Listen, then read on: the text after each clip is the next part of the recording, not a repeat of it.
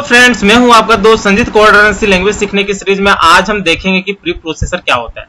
देखिए, pre processor बोलिए या प्री प्रोसेसर डायरेक्टिव बोलिए या प्री प्रोसेसर प्रोग्राम बोलिए, तीनों एक दूसरे से रिलेटेड है। मैंने आपको बताया था कि प्री प्रोसेसर एक सॉफ्टवेयर होता है जो कि आपके हैश से स्टार्ट होने वाले प्रोग्राम को रीड करता है। जो हैश सिंबल होता है इसको आप प्री प्रोसेसर डायरेक्टिव बोलते हो, और जो स्टेटमेंट होते हैं उसको आप प्री प्रोसेसर प्रोग्राम बोलते हो। तो हमारे पास number of preprocessor directive होता है जिनका काम अलग अलग होता है। तो जो भी मेन होते हैं वो यहाँ पे मैंने मेंशन कर दिया है। इसके अलावा एक दो और हो सकते हैं, वो हमारे भी काम का नहीं है। तो पहला जो है वो हैश इंक्लूड, इसको मैंने बताया था कि आप हेडर फाइल्स इंक्लूड करते हो। तो वो कैसे करते हो वो हम काफी प्रोग्राम देख चुके हैं। तो इससे रिलेटेड एक हेलो वर्ल्ड का प्रोग्राम फिर देख लेते हैं और वन बाय वन सारे को हम रीड करेंगे। तो सबसे पहले हम एक फाइल बना लेते हैं। तो न्यू पे गया, एम्प्टी फाइल गया, कंट्रोल एस किया, और जो हमारा फाइल नेम रहेगा वो रहेगा प्रीप्रोसेसर डॉट सी। अब यहां पे हम क्या करते हैं, हेडर फाइल्स इंक्लूड कर लेते हैं। तो hash include studio dot H. तो ये जो आप इंक्लूड लिखे हो इसका बेसिकली यूज आप हेडर फाइल्स इंक्लूड करने के लिए करते हो। और हेडर फाइल्स में basically number of functions define होते हैं जिसका यूज कंपाइलर अपने प्रोग्राम पे करता है। जैसे मेन मेथड हो गया, प्रिंटफ हो गया, स्कैनफ हो गया। तो ये नंबर ऑफ मेथड्स होते हैं जो कि हेडर फाइल्स में इंक्लूड होते हैं। तो हैश इंक्लूड किया, इंट मेन किया, और यहां पे हम प्रिंट करवा लेते हैं हेलो वर्ल्ड, सेमीकोलन दिया, सेव किया, कंपाइलर रन किया।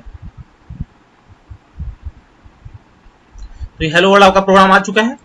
अगला जो आपका है वो हैश डिफाइन।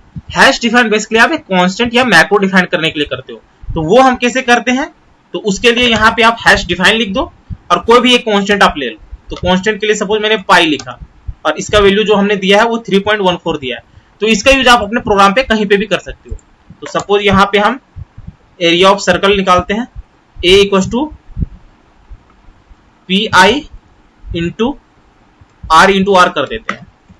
और यहां पे हम क्या करते हैं, एक वेरिएबल डिफाइन कर लेते हैं r, जिसका वैल्यू 2 रहेगा, और a भी डिफाइन कर लेते हैं और इसी को हम प्रिंट करवा देते हैं। तो मतलब जो आप कांस्टेंट वैल्यू बनाए हो उसका यूज आप कहीं पे भी कर सकते हो।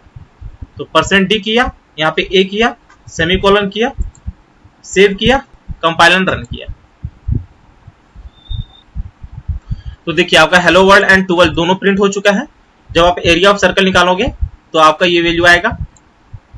अगला है आपका hash undefined. Hash undefined basically आप अनडिफाइन करने के लिए करते हो। मतलब जो भी आपने डिफाइन कर रखा है वैल्यू उसको अनडिफाइन करने के लिए करते हो।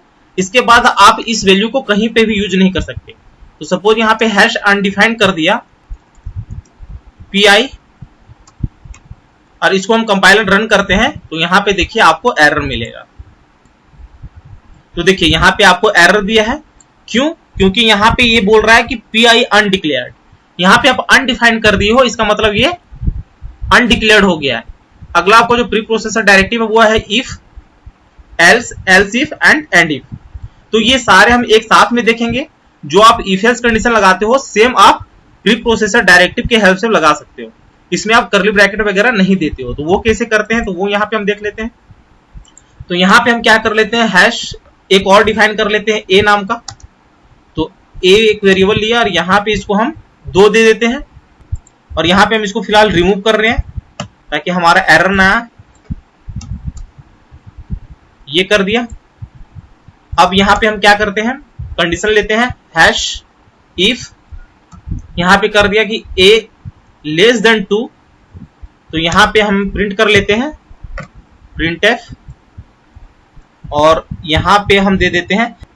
देखिए जब आप हैश स्टार्ट होने इफ एल्स लगाओगे तो यहां पे डिम सा ये दिखेगा।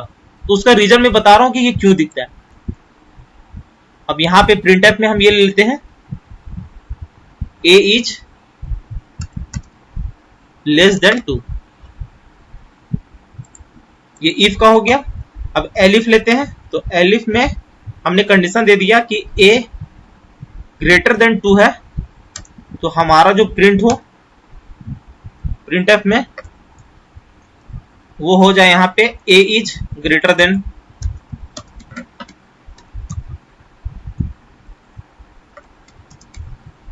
2। और फाइनली हम एल्स में क्या प्रिंट करवा देंगे, हैश एल्स, यहाँ हैश एलिफ आएगा और यहाँ पे हम कर देंगे print F A is equal to 2। देखिए जब आप एक वेरिएबल डिफाइन कर देते हो और यहाँ पे इफ एल्स लगाते हो तो जो कंडीशन सेटिस्फाई होता है वही आपको यहाँ पे थोड़ा डार्क सा दिखता है। तो यहाँ पे एल्स वाला कंडीशन सेटिस्फाई हो रहा है, इसीलिए ये हल्का सा डार्क सा दिख रहा है। अब सपोज यहाँ पे 3 कर देते हैं तो देखिए आपका ये चेंज हो गया, वो एलिफ वाला कंडीशन कंसिडर कर लिया। तो इस तरह आप इफ एल्स लगाते हो। तो इसको हम कंपाइल एंड रन करके भी देख लेते हैं। इसको सेव किया, कंपाइल एंड रन किया,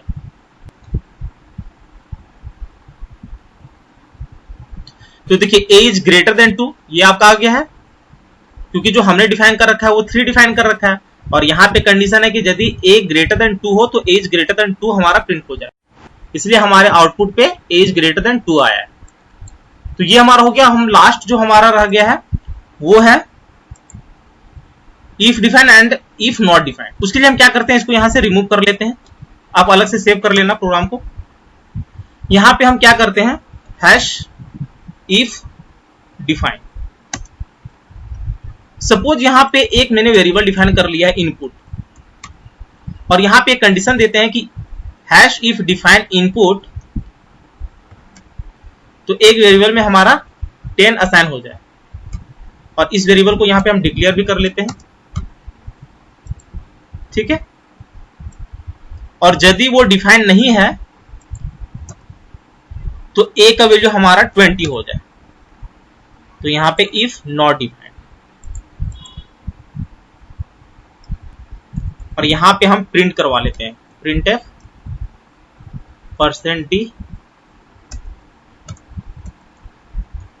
define value is %d comma a, semicolon दिया। और यहां पे हम क्या कर लेते हैं, इसको 0 असाइन कर लेते हैं इनिशियल वैल्यू। तो देखिए यहाँ पे इनपुट नाम का कांस्टेंट डिफाइन कर रखा है, और जो कंडीशन आपका सेटिस्फाई हो रहा है कि इफ डिफाइन इनपुट, जो कि हमने डिफाइन कर रखा है, तो कंडीशन यहाँ पे ट्रू हुआ, इसलिए a = 10 आपको शो हो रहा है। और ये आपको हल्का सा धुंधला सा दिख रहा है क्योंकि ये सेटिस्फाई नहीं हो रहा है। तो इसको कंपाइल एंड रन भी कर लेते हैं। इसको क्लोज किया, कंपाइल एंड रन किया,